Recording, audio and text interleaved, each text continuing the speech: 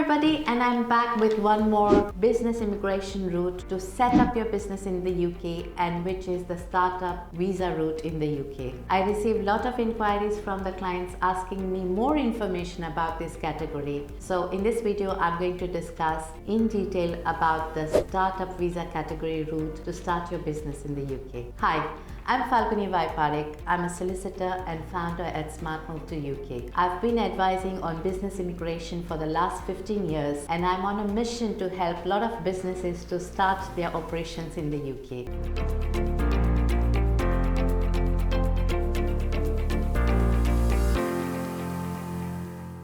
So with this intent in mind, let me just discuss more benefits and eligibility criteria, requirements, the pros, cons, the fine prints that you need to know of the startup visas. So startup visas, basically to understand as a starting point, is a replacement of a tier 1 graduate entrepreneur route. This category basically is been formed by the Home Office to encourage young entrepreneurs who have no experience but have an entrepreneurial spirit to do a business. So to bring that entrepreneurial spirit in the UK is where you had a startup visa category been introduced by the Home Office. Now, what the applicants have to be mindful of when they're considering a startup visas is that your business that you intend to do in the UK has still to be innovative. I think this is a big miss, and I get therefore a lot of inquiries, and when I speak to them, I don't see innovation in the business. So you do require an innovative business idea. An innovative business idea is something unique, something which is different, something that will change the way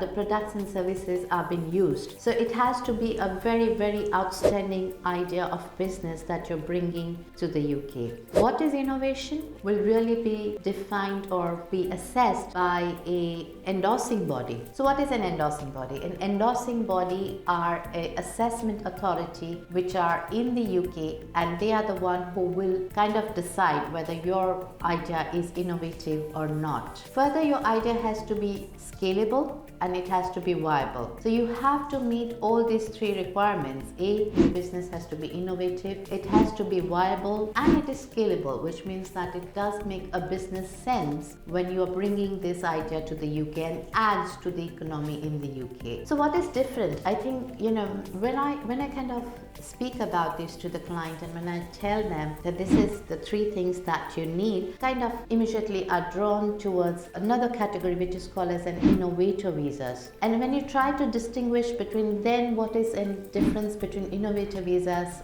and startup visas, you see that they're more or less same in terms of the assessment purposes, where they're looking for innovative, viable and scalable business ideas. The most important difference here is that with the startup visas, it would not require any kind of funding. So the £50,000 which is mandatory under the innovator visa category. So this is the main difference between the innovative visa category as well as the startup visa category. So now that you've understood about startup visas, let us understand the eligibility criteria for the startup visas. The first and foremost requirement again is that you're 18 years and above. The reason why they're looking 18 years and above is, and why I emphasize this in my video, is because nowadays there's very young entrepreneurs coming up with innovative ideas who are below the age of 18 years. So number two, your ideas have to be innovative, viable and scalable, which is what the endorsing body has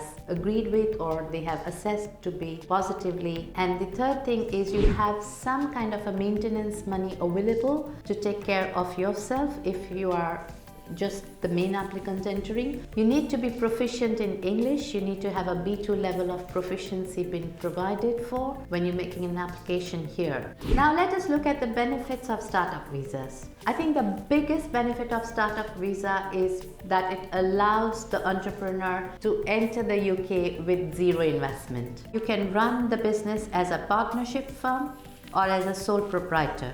Entrepreneurs can also avail tax benefits. Two UK government-backed schemes in a particular offer tax reliefs: the Seed Enterprise Investment Scheme, which is SEIS, and the Enterprise Investment Scheme, which is EIS.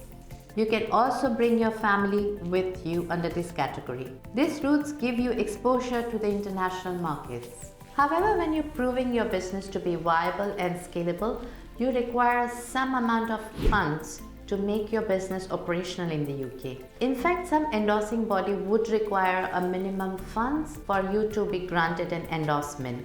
So check with your endorsing bodies in terms of if there are any requirements for the funds. However, what is then different is it's not as high as £50,000 at times if you're trying to enter into a startup visas. You must remember that the startup visa is only granted for a period of 2 years, and you will have to find another category to switch after 2 years. The advantage of doing an innovator visa category is it's a pathway to settlement. You will be qualifying for indefinite leave to remain in UK and be naturalized as British national. Therefore, you have to be very clear in terms of why are you opting for a startup category and not an innovator when you're trying to enter the UK. If you like this video, don't forget to subscribe to our channel. Thank you very much for watching this.